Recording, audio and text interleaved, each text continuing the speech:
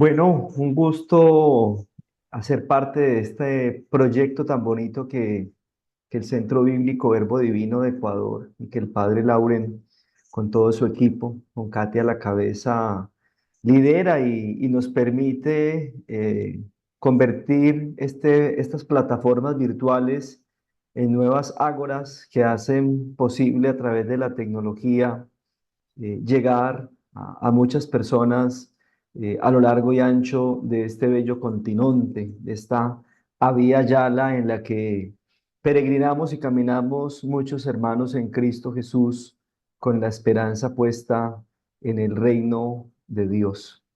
Bien, pues vamos llegando ya a los últimos tramos de lo que sería el ciclo litúrgico del año 2024.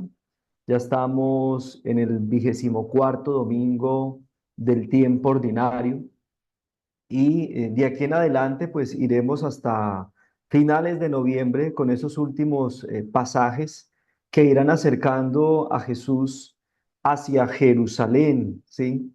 El lugar querido por muchos, deseado por otros, pero también que provoca temores y tensiones al interior del grupo, como lo vamos a ver hoy, cuando Jesús toma ya la decisión de ir a la gran capital del entonces. Recordemos que por tiempos de Jesús, en tiempos de Pascua, Jerusalén podría albergar a 500.000 de personas o un poco menos.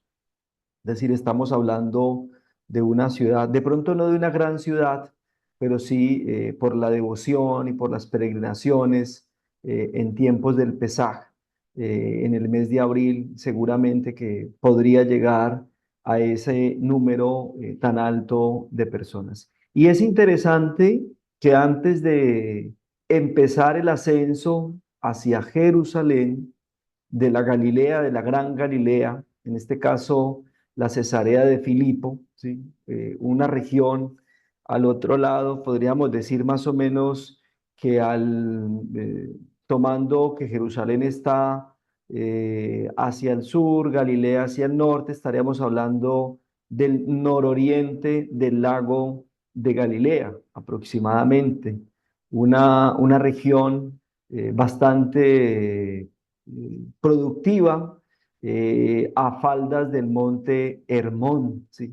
Y es interesante que después de recorrer pues la gran Galilea, sus caseríos, los pueblos, las pequeñas ciudades, los contornos, los caminos, las montañas de este territorio, donde Jesús se ha dedicado a sanar, a curar a muchos de muchas dolencias y enfermedades, y no solamente físicas, pues decida ir a Jerusalén.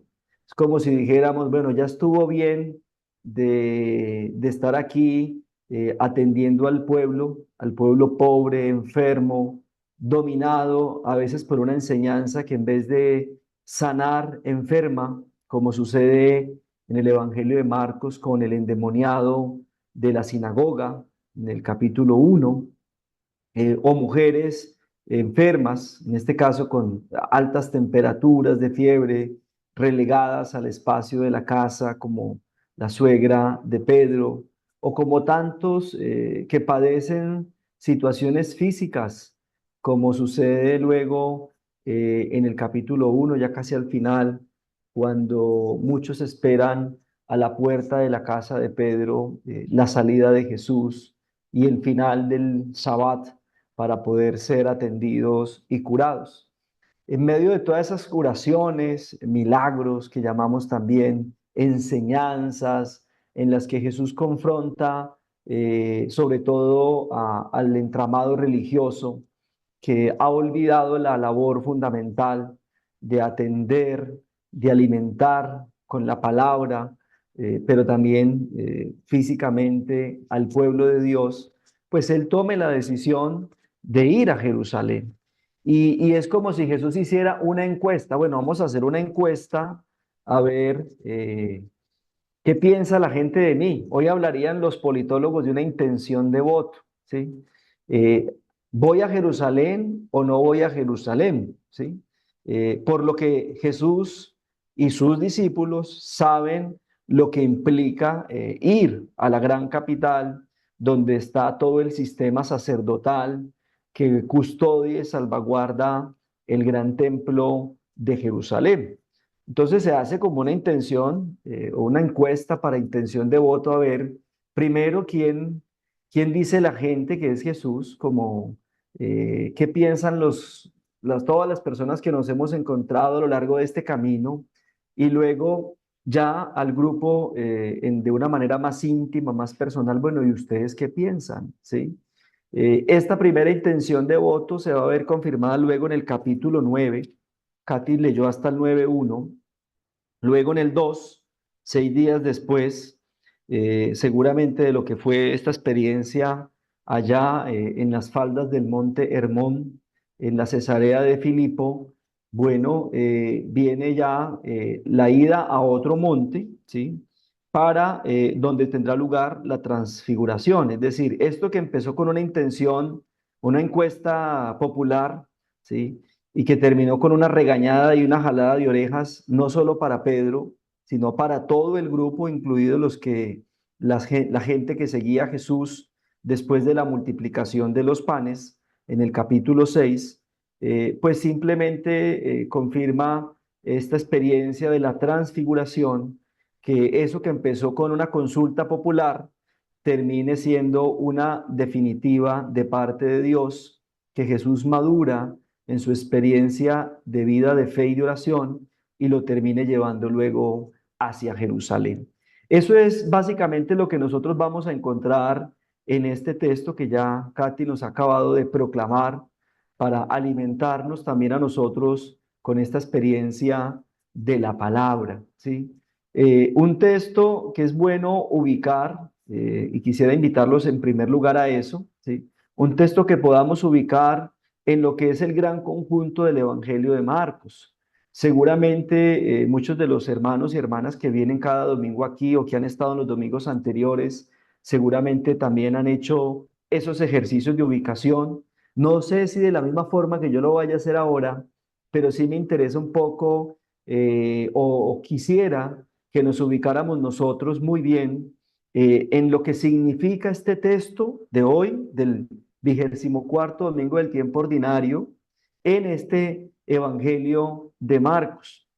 De ahí entonces que pienso que es importante hacer esta ubicación geográfica, narrativa y literaria del pasaje de hoy.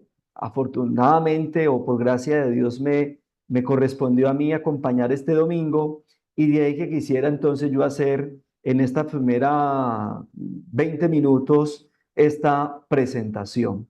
Bueno, pero antes de eso, me gustaría invitarlos a este ejercicio, ¿no? ¿Por qué Jesús en esa consulta popular, llamémoslo así, pues le pregunta a sus discípulos, ¿qué dice la gente de él, ¿no? Aquí Jesús puntualmente estaba preguntando, ¿qué dice la gente de él? ¿Sí? La respuesta que escuchamos ahora, unos dicen que eres Elías, que volvió a la vida, o el Bautista, ¿sí? O alguno de los profetas buenos que tuvo Israel, porque hubo profetas que no fueron seguramente tan buenos en esa línea, sobre todo en el tema de la defensa de la alianza y del pacto de Siquem. Pero yo creo que esta pregunta busca también o tiene de fondo el saber no solo quién es Jesús, sino también cuál es la imagen que nosotros tenemos de Jesús. Porque yo creo que también nos ha pasado a nosotros, como le puede pasar a los discípulos en ese pasaje, ¿sí? Que primero responden a la pregunta de Jesús. Muy bien, Jesús preguntó, ¿qué dice la gente de mí? Y ellos respondieron, ¿sí? Pero luego, ahora ustedes, ¿qué dicen que soy yo? Y pues viene la respuesta interesante que hace Pedro en cabeza de los discípulos, en cabeza de la iglesia. Pero de fondo de esta pregunta también está el tema de la imagen, ¿sí? ¿Qué imagen tiene la gente de Jesús? Porque como lo decía ahora, Jesús lleva ya 8 capítulos en el Evangelio de Marcos curando ciegos, curando mujeres que tienen fiebres, como la suegra de Pedro, curando mujeres que tienen enfermedades de sangre o flujos de sangre, como la hemorroísa del capítulo 5, ha curado a la hija de Jairo en el capítulo 5, a la hija de la Sirofenicia, ha multiplicado o le ha dado de comer a la gente, se ha enfrentado con los eruditos de la ley en las diferentes sinagogas de la Gran Galilea, confrontando su enseñanza, ha curado leprosos, ciegos. Bueno, hay una cantidad de cosas que Jesús ha hecho. Y seguramente que una primera imagen que se puede tener de Jesús, bueno, que es un Jesús milagroso, poderoso en obras, ¿sí? Va a decir por allá el libro de los Hechos de los Apóstoles, va a decir el Evangelio de Lucas. No sabías cuando el peregrino de Maús pregunta, bueno, ¿y qué pasó? ¿No sabes lo que sucedió con Jesús de Nazaret, un profeta, un hombre poderoso en obras y palabras? Nosotros esperábamos o creíamos que iba a ser el liberador de Israel. Pero también puede estar la imagen de un Jesús poderoso, ¿sí? Que tiene el poder incluso para multiplicar los panes o la materia, o que tiene también el poder moral para enfrentar a las autoridades religiosas de su tiempo y cuestionarlas frente a lo que están haciendo, la forma como están enseñando la palabra. También la imagen de un Jesús Mesías, de un Cristos, de un ungido, de un Mashal, es decir, de aquel que esperábamos que venga y restablezca esta sociedad que está dañada, que está enferma y que necesita un restablecimiento integral. O también podemos ver, o incluso hemos aprendido a ver a un Jesús revolucionario, que ha sido un poco el aporte también de los primeros inicios de una teología latinoamericana o de la liberación, ¿sí? O desde la lectura sociológica de la Biblia, un Jesús que revoluciona todo, la enseñanza tradicional, que cuestiona las prácticas culturales, que enfrenta a las autoridades religiosas y que viene con un mensaje nuevo, irrumpiendo en esta sociedad tradicional que se acostumbró al sufrimiento y al dolor y que mostró una imagen de Dios que no era. Y Jesús dice, no, ¿sí? Aquí hay algo diferente y revoluciona todo completamente. También la imagen de un Jesús redentor, ¿sí? Que también es muy propia de la teología descendente, que llamamos la cristología descendente, que ve al final en Jesús la redención final, ¿sí? Aquel que con su muerte en la cruz, pues ha redimido a la humanidad de sus culpas y que en ese acto redentor ha renovado toda la creación. ¿Sí? También un Jesús humano, como nos ha mostrado los estudios del Jesús histórico de los últimos 50, 60 años, que se han enfocado en recuperar esa humanidad de Jesús que a veces se nos olvida por verlo solamente desde la imagen milagrosa, todopoderosa, mesiánica, redentora, en fin, un Jesús que también experimentó nuestra condición humana y a partir de ella se compadece de lo humano y de ahí la razón de su acción curativa. Un Jesús pantocrátor, ¿sí? Muy propio de la Edad Media, que desmontó, le quitó toda esa naturaleza humana a Jesús y nos mostró siempre a esa persona, a ese todopoderoso que está en todas partes, que todo lo puede, pero que también un poco se nos olvidó en ese contexto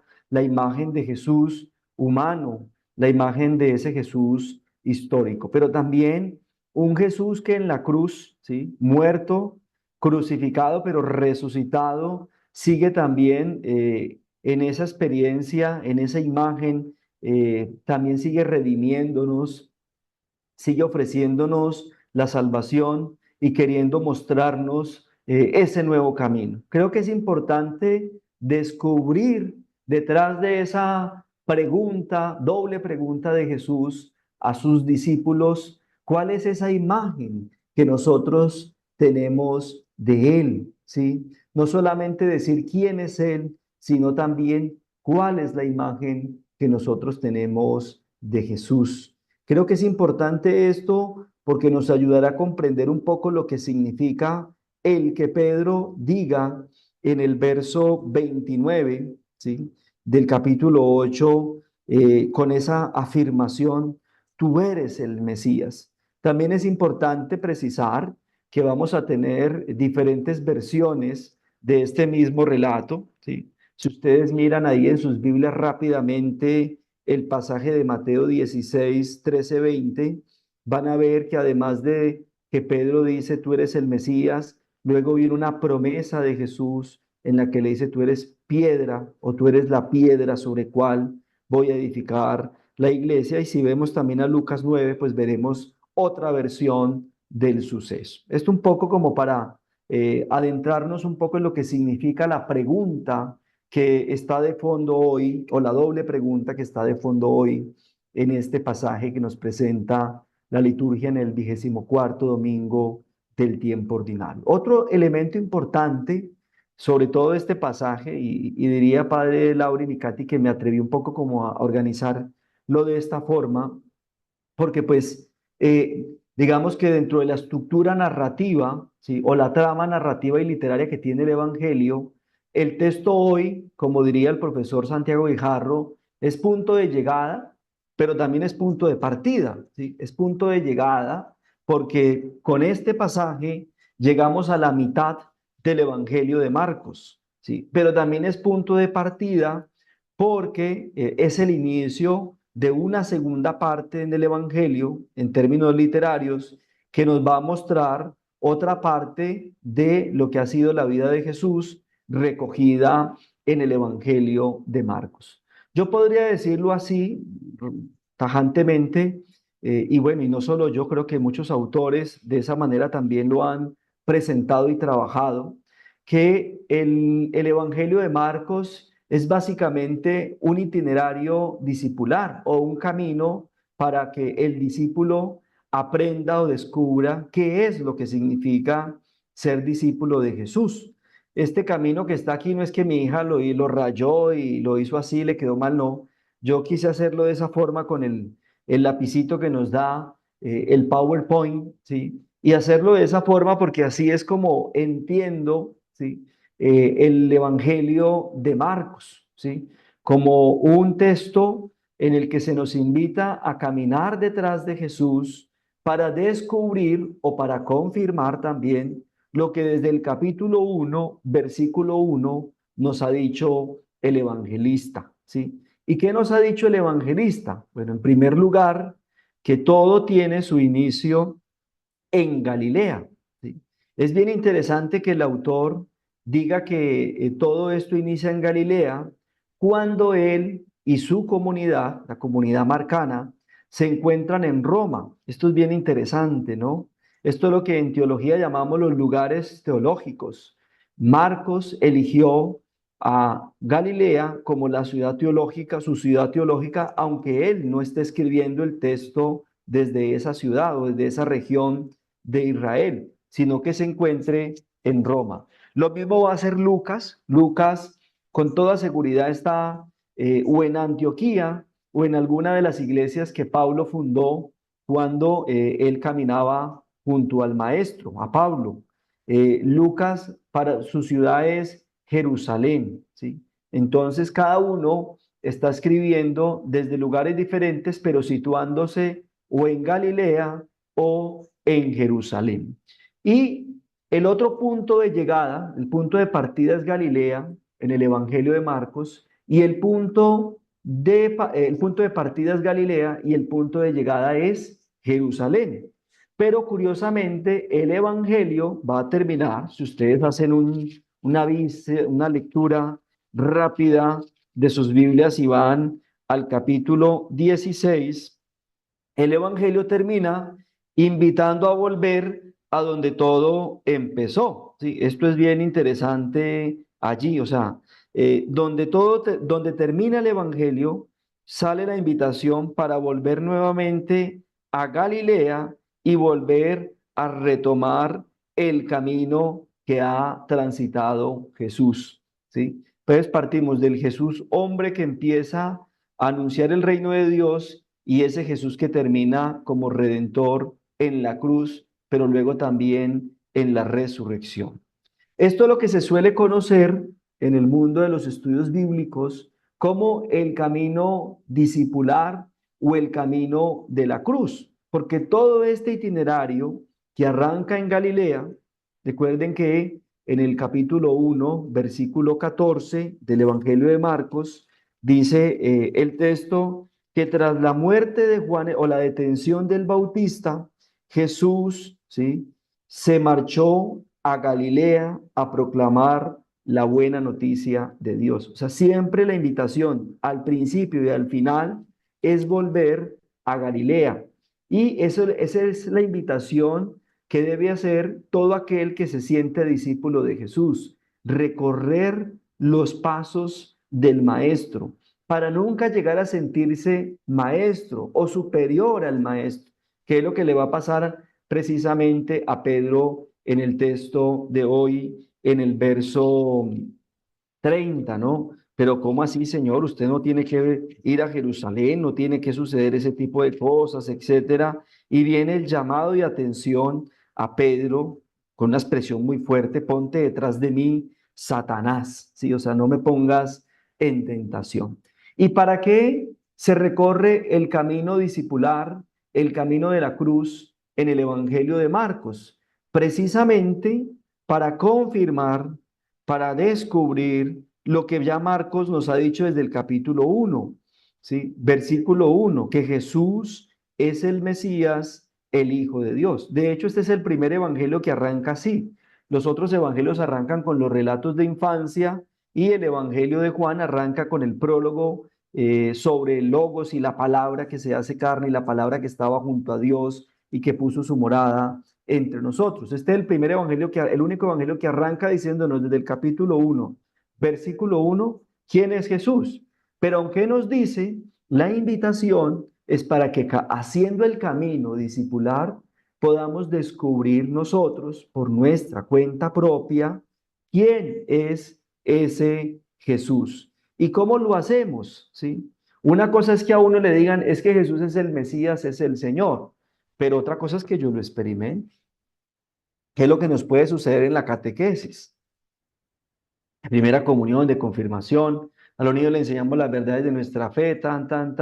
La Trinidad, Jesús resucitó, está en nosotros, y el niño se aprende eso de memoria. Y en el examen final le preguntamos, bueno, ¿quién es Jesús? El Hijo de Dios. ¿Cuál es la Trinidad? El Padre y el Espíritu Santo. Y el niño se sabe de memoria. Lo mismo que las oraciones, y sabe los 10 mandamientos, cuántos libros tiene la Biblia, ¿sí? Sabe que Jesús resucitó al tercer día, según las Escrituras. Pero una cosa es que lo pueda experimentar, que esa experiencia haya hecho realmente un efecto significativo en nuestra vida. Eso es lo que Marcos nos presenta y nos comparte a mi modo de ver a través de la figura del camino discipular. Aquí le estoy diciendo desde el primer versículo, capítulo, quién es Jesús, el Mesías, el Hijo de Dios. Pero usted tiene que experimentarlo.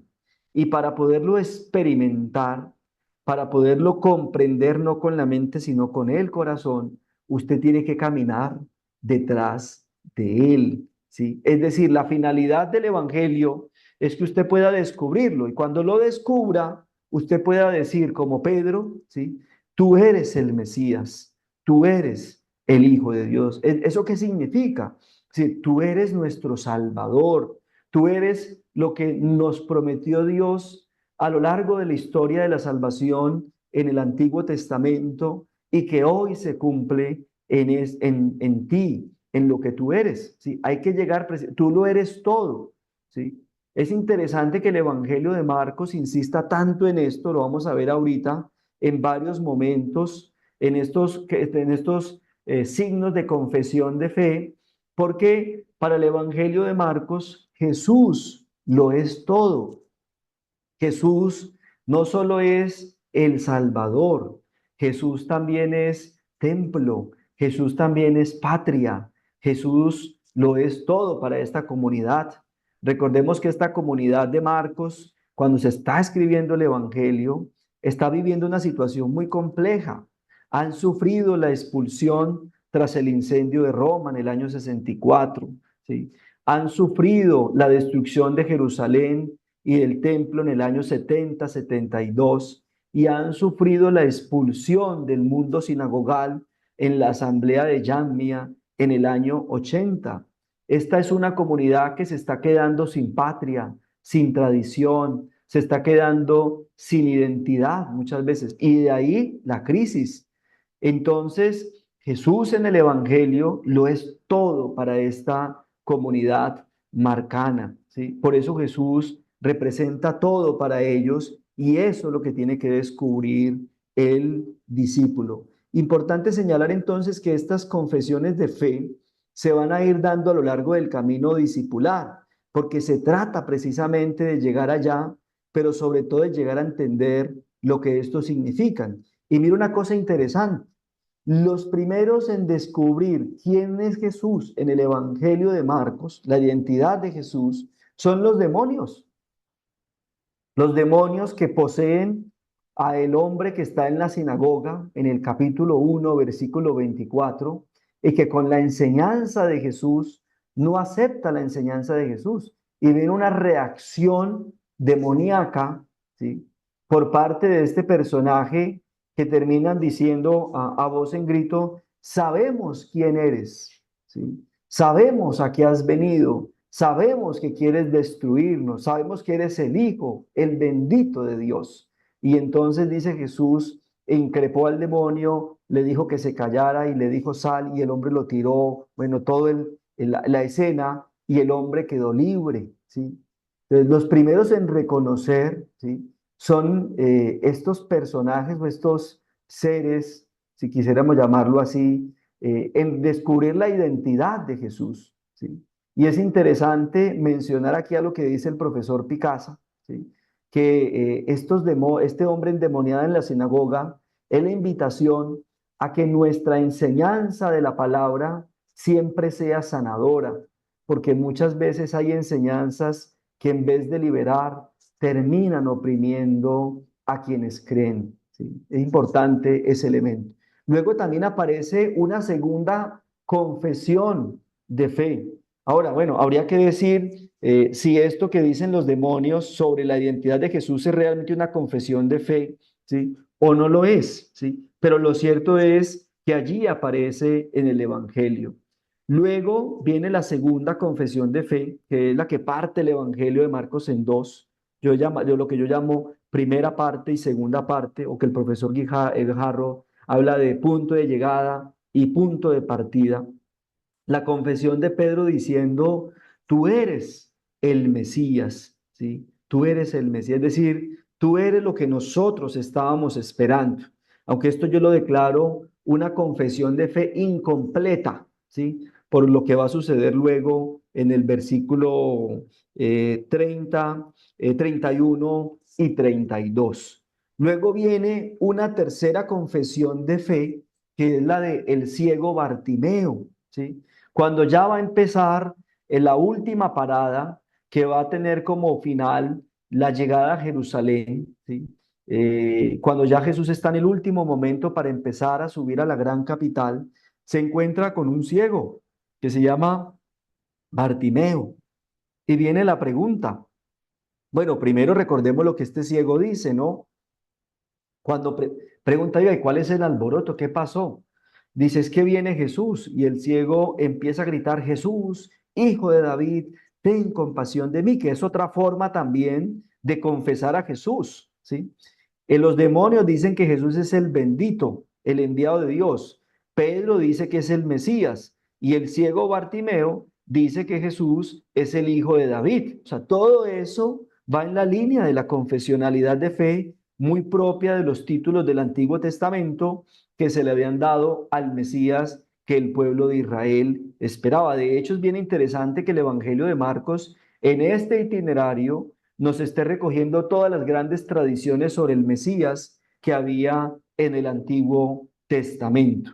Llama la atención que este ciego vea, un ciego que ve, como dicen en mi tierra, no hay peor ciego que el que no quiere ver, ¿no? Estos anteriores vieron, de hecho Pedro y sus amigos, sus compañeros, todo el tiempo vieron lo que hizo Jesús, porque Jesús antes de empezar a trabajar y anunciar el reino los llamó, ¿sí? Luego los invitó a la sinagoga, luego fueron a la casa de Pedro y empiezan todas las curaciones y sanidades y las enseñanzas y predicaciones. Pero este ciego, pues, literal, en su condición no puede ver, pero sí ve más que lo que otros no han querido ver, ¿sí? Un ciego que ve y que termina siguiendo a Jesús. Es interesante que el relato sobre la curación de Bartimeo termine diciendo que lo más importante no es que el ciego haya podido ver, sino que este ciego fue capaz de seguir a Jesús por el camino. Miren incluso lo que dice, ¿sí? Jesús le dice, vete, tu fe te ha salvado. Y al momento recobró la vista y le siguió por el camino. Bartimeo no se fue a la orden de Jesús, sino que lo siguió detrás por el camino. ¿Qué es lo que debe hacer todo aquel que lo descubre como Mesías, como el bendito de Dios, como el Hijo de David, o como lo va a reconocer finalmente el último personaje, que es el soldado romano, cuando dice, verdaderamente este hombre era hijo de Dios? Miren ahí las cuatro confesiones de fe a lo largo del Evangelio de Marcos, del camino discipular, en el que cada uno, ¿sí?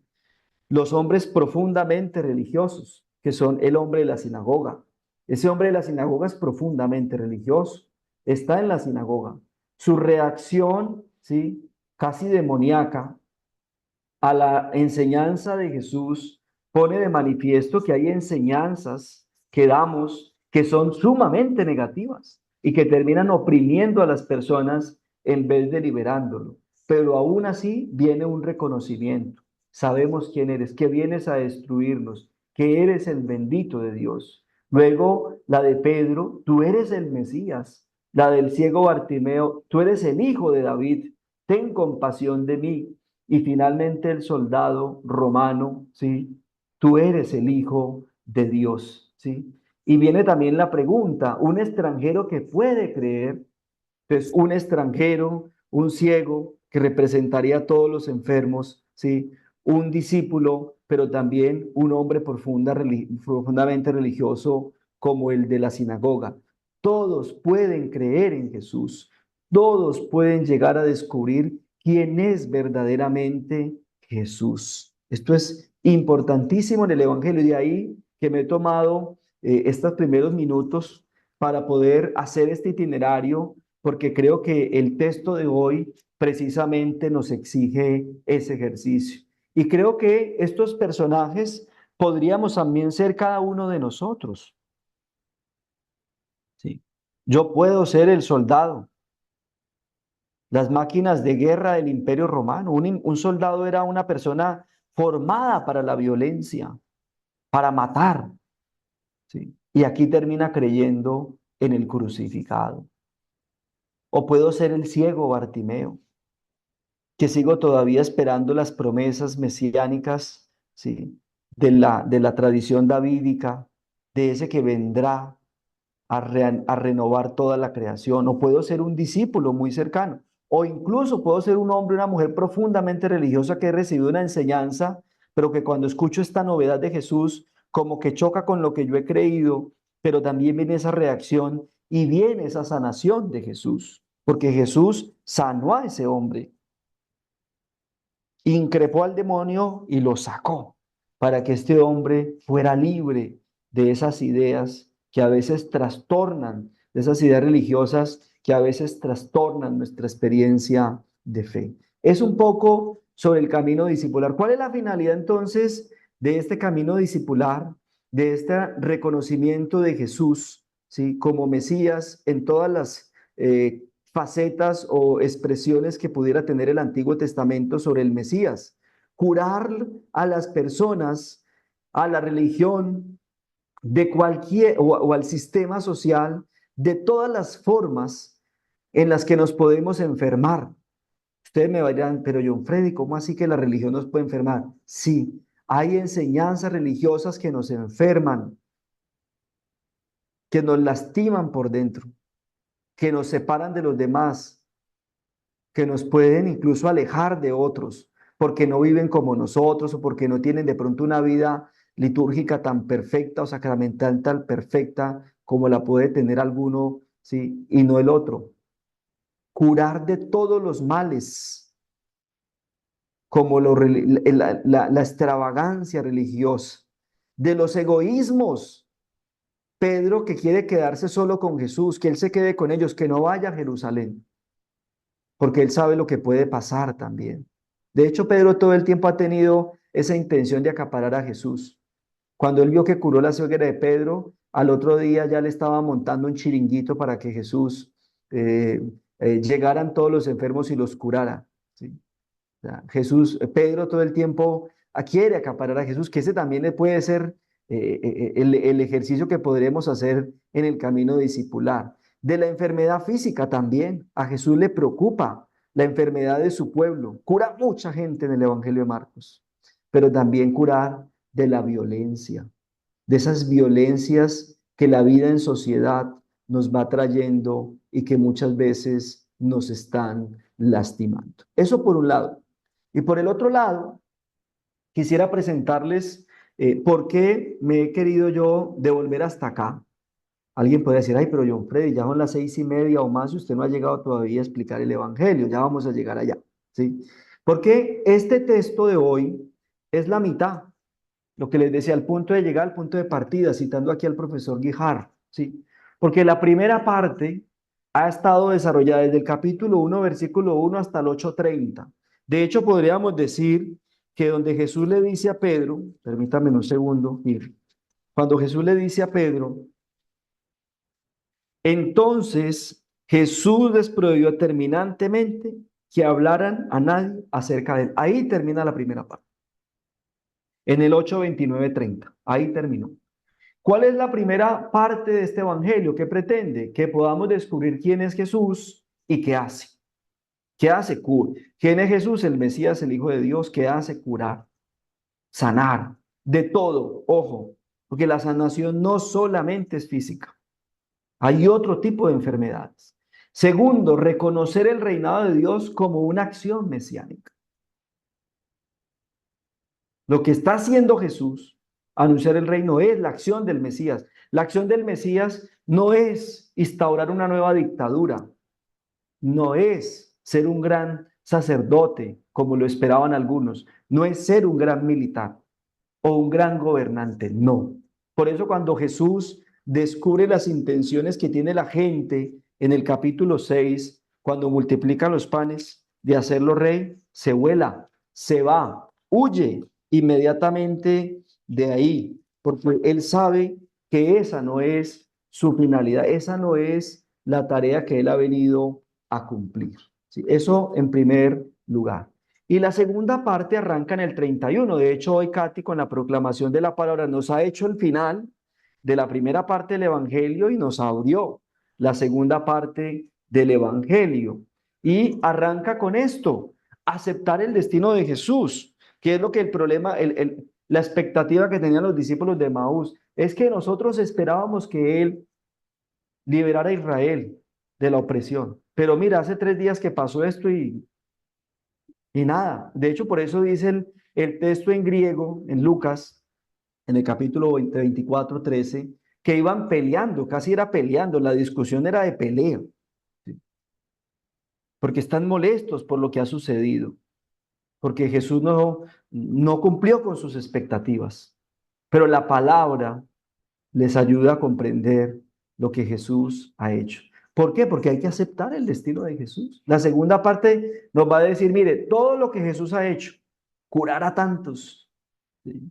Sanar a tantos, pues no va a terminar bien. Hay que aceptar el destino de Jesús. ¿Cuál es el destino de Jesús? La cruz. Pero también es la oportunidad para afianzar su enseñanza, lo que nos ha dicho en esta primera parte del camino. Acompañarlo hasta el final. Pedro aquí confiesa, tú eres el Mesías. Pero luego en el capítulo 15 apenas tiene la oportunidad de perderse, de huir, huye. Por eso tiene que volver a hacer el camino. Cuando pensó que ya estaba llegando, le toca devolverse, porque a veces pasa así en el seguimiento de Jesús. Y finalmente anunciar, bueno, ahí dice anunciar, es anunciar la buena noticia a todos. Esto un poco para que nos ubiquemos en, en por qué llegamos aquí o la liturgia que pretende cuando nos trae hasta acá. Como el texto ya lo leímos, yo traté de ubicarlo aquí, los que han estado de pronto, como dijo Kate, ahora me conocen, procuro de pronto utilizar el método de análisis concéntrico de los textos, ¿sí? Que creo que es de los que nos permite con mayor facilidad acercarnos a los textos y mirar un poco como el mensaje final, ¿sí? O la centralidad del mensaje. Digamos que la estructura concéntrica nos dice que en el centro, valga la redundancia, del texto es donde está el mensaje final, la invitación que se nos quiere hacer a nosotros o donde el evangelista quiere profundizar. ¿Sí? Básicamente es un poco, por eso es que me gusta a mí trabajar con este método. ¿Sí? ¿Qué encontramos aquí? Yo aquí voy a reconstruir el texto en el A, B, C, D, en el C', B' y A'. Esa es un poco la estructura del método. Ubicar, ¿sí? Partir el texto en diferentes momentos, ¿sí? Siguiendo su secuencia hasta llegar al punto central, ¿sí? Al punto que corresponde, para luego ir encontrando las respuestas a los puntos primeros. Es decir, la A solita encuentra su respuesta en la A', que las he subrayado con amarillo, la B encuentra su respuesta o su conexión en la B', la C con la C' y llegamos al centro del mensaje. ¿Cómo empieza el texto? A. Jesús salió con sus discípulos hacia las aldeas de Cesarea de Filipo y por el camino les preguntó, ¿quién dice la gente que soy yo? La primera pregunta de la encuesta de opinión que está haciendo Jesús, como decíamos ahora, ¿quién dice la gente que soy yo? Segundo, ¿sí? Segundo momento del relato. Ellos contestaron, unos que Juan el Bautista, otros que Elías y otros que uno de los profetas. Ahí va como la primera pregunta, primera respuesta. Viene la segunda pregunta. ¿Y ustedes quién dicen que soy yo? Pedro respondió, tú eres el Mesías. Entonces les prohibió terminantemente que hablaran a nadie acerca de él. Ahí terminaría, de hecho, lo que decíamos ahorita, la primera parte del Evangelio, en el 8:30, ¿sí? Y arrancaría el 8:31 con la segunda parte. Entonces, hasta aquí, como les decía ahora, se trata, permítame, me vuelvo aquí, reconocer el reinado de Dios como una acción mesiánica, es decir, descubrir en lo que Jesús es y viene haciendo, ¿sí? El tiempo final, el tiempo del reino de Dios entre nosotros.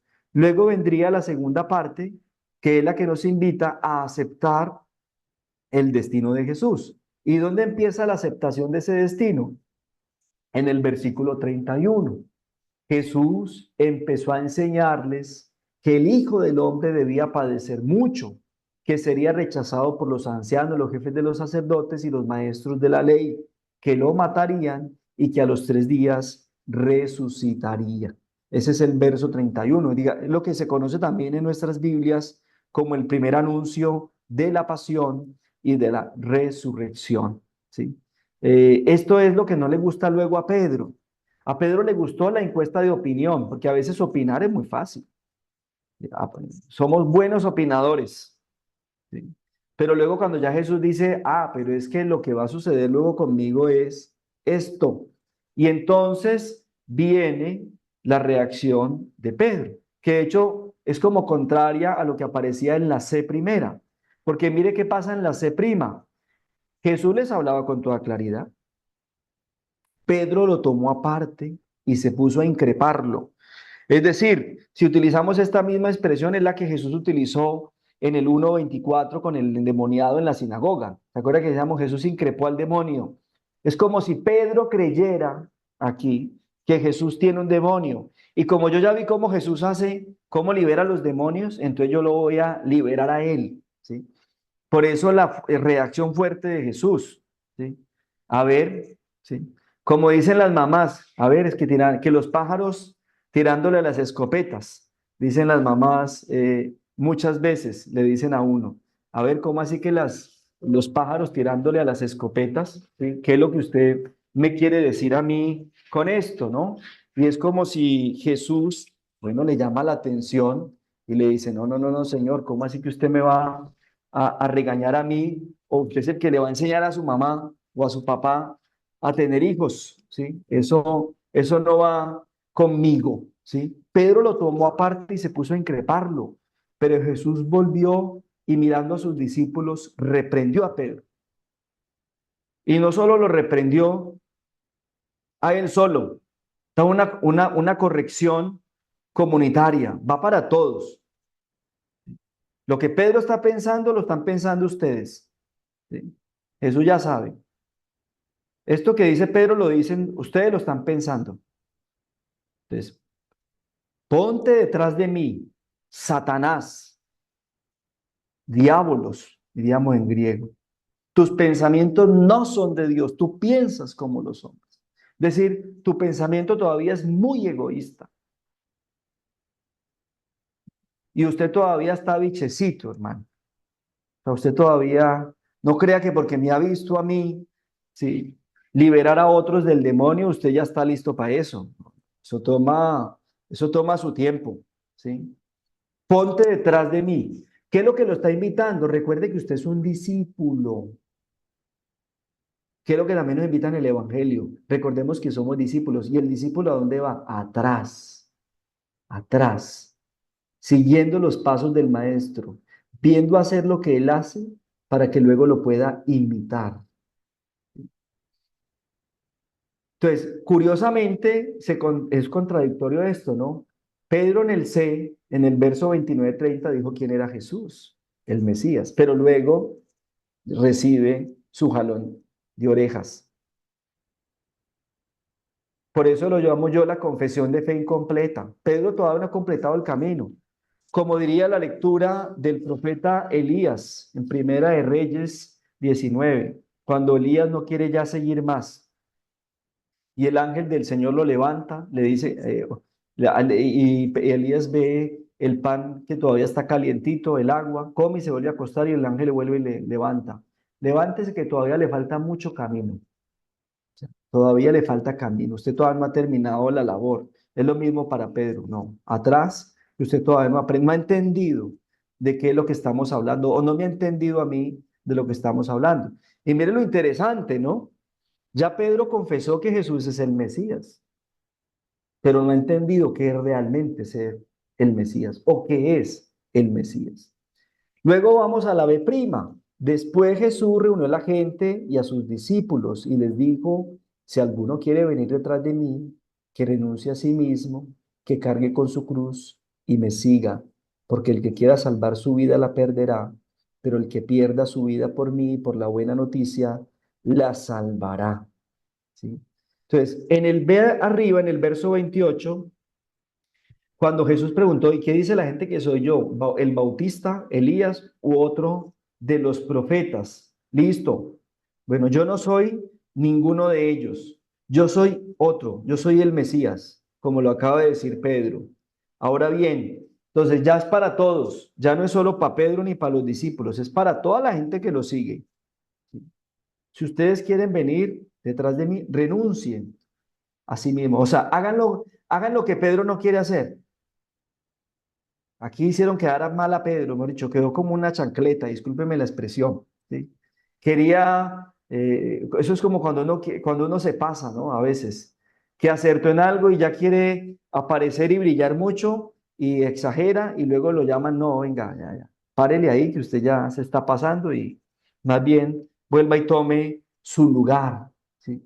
Jesús aprovecha la pregunta de opinión para decirle a la gente en qué consiste el seguimiento de Jesús. Renuncia a sí mismo, renunciar a sí mismo, a cualquier tipo de interés egoísta, o como le dijo Jesús a Pedro, a no pensar solamente como los hombres. Segundo, a cargar la cruz, que es lo que dice el verso 31. ¿Sí? O sea, si a mí me va a tocar eso, ustedes tienen que hacer lo mismo. ¿Sí? Porque el que quiera salvar la vida la va a perder, pero el que la pierda por mí y por la buena noticia, la va a salvar. Listo, ya ¿Quién dicen que soy yo? Bautista, Elías, otro de los profetas, listo. Ya saben que yo voy en esa línea del mensaje de salvación. Él es el Mesías. Pero ahora, quien quiera seguirme, entonces tenga claras las condiciones. ¿Esto qué quiere decir? Aquel que quiera seguir a Jesús lo tiene que hacer a conciencia y en libertad. Y sobre todo teniendo claro lo que significa ser discípulo de Jesús, que implica siempre ponerse detrás de Él y renunciar a cualquier tipo de interés egoísta que pueda surgir en nosotros. Finalmente, que esto no lo presenta la liturgia los últimos tres versículos, no presentan el 36, el 37, el 38, por eso ya podemos leerlo hasta allá, porque ahí cierra la perícopa. Viene entonces finalmente el cierre de este pasaje. Arriba decía que Jesús salió con sus discípulos a la Cesarea de Filipo y allá les preguntó quién dice la gente que soy yo. Bueno, aquí entonces Jesús o el pasaje termina diciendo con la gran invitación de Jesús, ¿de qué le sirve a uno ganar todo el mundo si pierde su vida?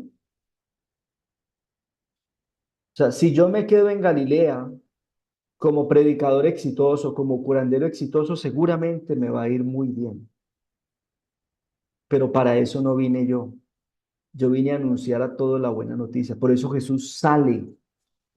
Esto que está diciendo Jesús de sí mismo es lo que Él está haciendo. Él no quiere ganar el mundo, Él quiere sanar el mundo, que es diferente. Él va a reentregar su vida. Por eso salió de Galilea a otra región. Y si uno se avergüenza de mí y de mi mensaje, también el Hijo del Hombre se avergonzará de él cuando venga en la gloria de su Padre. O sea, esta manera como se cierra la encuesta de opinión que arrancó en el verso 27, deja clara también cuál es la postura de Jesús frente al seguimiento que alguno quiera hacer de él. ¿Sí? Quien quiera seguirme tenga claro lo que esto significa. Y no va a ser exitoso. Aquí no estamos buscando el éxito, ¿sí? Aquí no estamos buscando vivir bien o vivir en comodidad. Tampoco es que Jesús quiera que vamos mal, ni mucho menos, ¿no? Es decir, lo que el Evangelio implica, el anuncio de esto, implica arriesgarlo todo, entregarlo todo, ¿sí? Incluso a veces también con los sacrificios que a veces tenemos que hacer nosotros. Bueno, si los vemos como sacrificios, porque también a veces hay cosas que la vemos como sacrificios que realmente no lo son, ¿sí? Básicamente se traduce en ese seguimiento desinteresado de Jesús, porque vendría la pregunta, ¿por qué creemos en Jesús? Porque es el milagroso, porque es el todopoderoso, porque es el pantocrátor, o porque es nuestro Salvador, porque es aquel que nos muestra un camino diferente en el cual nos dice que tenemos que ayudarnos entre nosotros, que tenemos que ayudar a sanar a tanta gente enferma de tantas formas posibles como nos está mostrando el Evangelio de Marcos. Entonces, ¿qué es lo que debe tener claro el discípulo desde este análisis concéntrico? Bueno, que el destino del maestro posiblemente no sea diferente del destino del discípulo. Pero aquí lo que interesa es la fidelidad.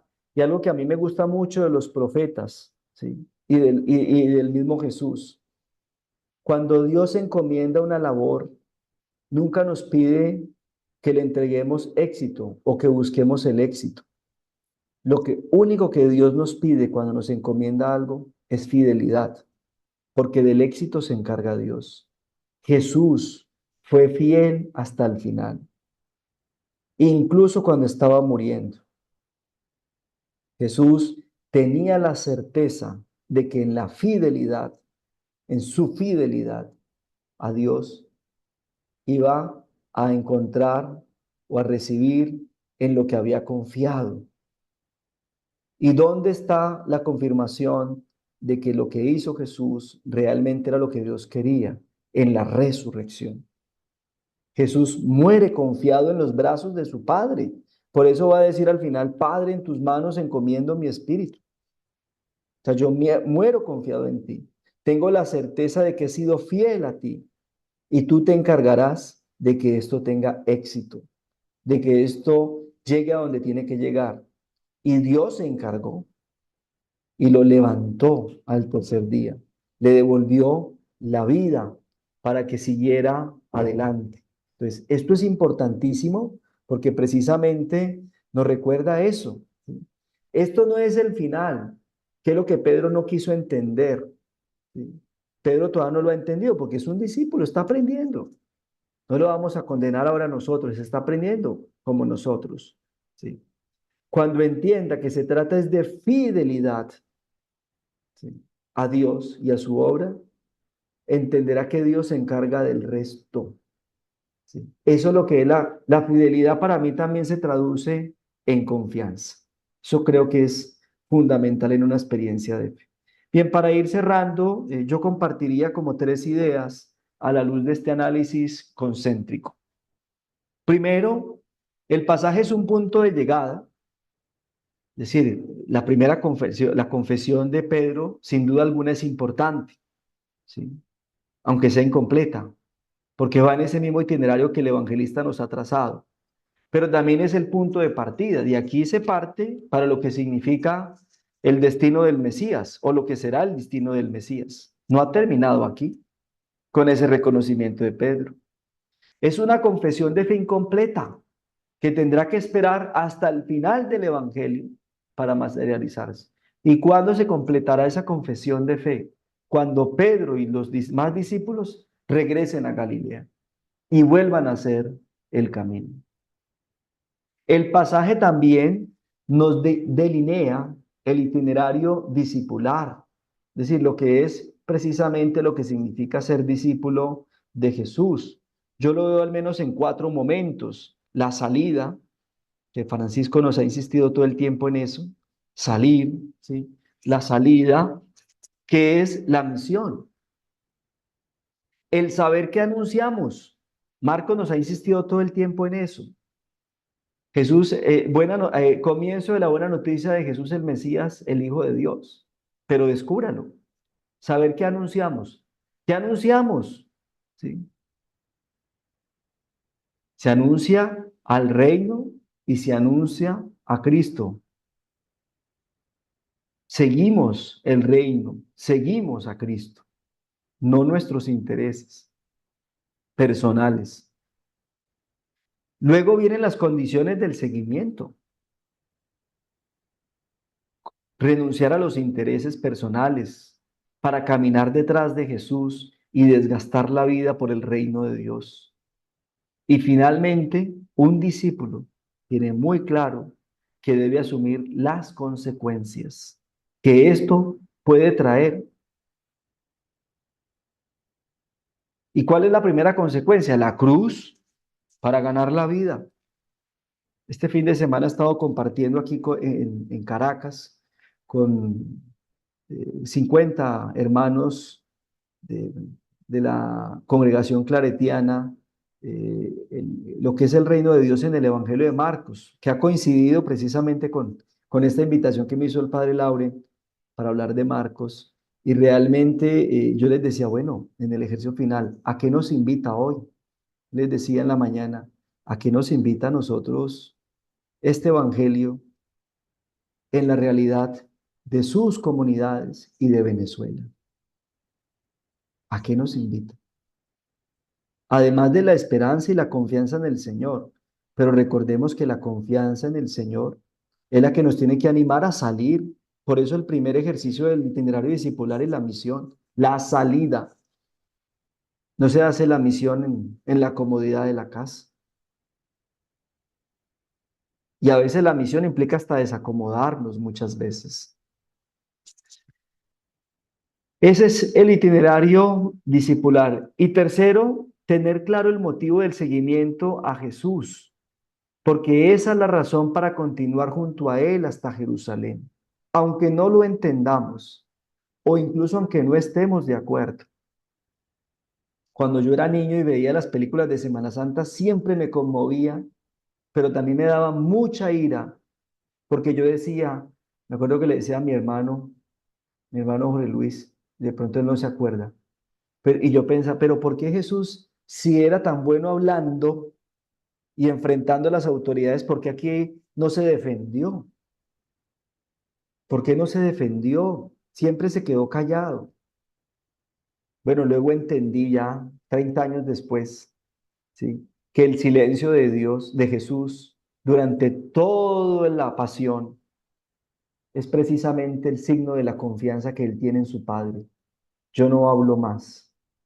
Esto se lo dejo a Dios. Me abandono plenamente en sus manos, porque Él es el que tiene la última palabra. Y la tuvo, porque al tercer día lo levantó de la cruz. Entonces se trata de caminar junto a Él hasta Jerusalén, comprendiendo que su misión es sanar la sociedad de todas sus dolencias, de todas las dolencias físicas, espirituales, sociales, políticas, etcétera. La sanidad que ofrece Jesús en Marcos no es solamente del cuerpo, es de todo, de todo. Y bueno, algunas pistas un poco para nuestra vida de fe, ¿sí? Que ya vi que el padre Lauren encendió la cámara y esto significa que ya vamos a ir terminando. ¿Sí? Tres pistas para nuestra vida de fe. En el seguimiento de Jesús no se trata solamente de decir Señor, Señor. Eso lo hizo Pedro y no fue suficiente. El seguimiento implica ir detrás de Jesús hasta las últimas consecuencias, con la convicción de que Él está con nosotros y que esa presencia es la que nos mueve hacia adelante, nunca hacia atrás, nunca hacia la comodidad. Insisto, no es que Jesús no quiera que nosotros estemos cómodos, claro que no. ¿Cómo es de bueno tener una buena cama para dormir, una casita? Mi hija, cuando yo le invito a la oración y le digo que ella la haga, ella siempre dice, gracias, papito Dios, por esta casita que tenemos, porque es muy cómodo. Pero también eso significa que tenemos que esa presencia del Señor no es para estar tranquilos y gozosos y llenos, popochos de la gracia de Dios, no, también que eso nos mueva hacia adelante, es decir, a los desafíos que tenemos. Ser discípulo significa estar en actitud de aprendizaje permanente, aprender permanente. Por eso Pedro tiene que volver a hacer el camino. Nunca lo veamos completo. No, es que yo he hecho todos los cursos de Biblia del Centro Bíblico Verbo Divino. Ya tengo máster y está doctorado ya me sé el Evangelio de principio a fin. Que yo ya he hecho muchas misiones hasta el final. Un aprendizaje permanente con el propósito de descubrir quién es Jesús realmente, para no confundirlo con la idea que podemos o queremos hacernos de él muchas veces. Anunciar la buena noticia de Jesús es la labor que el discípulo debe asumir a tiempo y a destiempo, siempre y en todo lugar, con la certeza de que este anuncio transforma vidas y alienta la esperanza de muchos. Bueno, pues pidámosle al Señor que,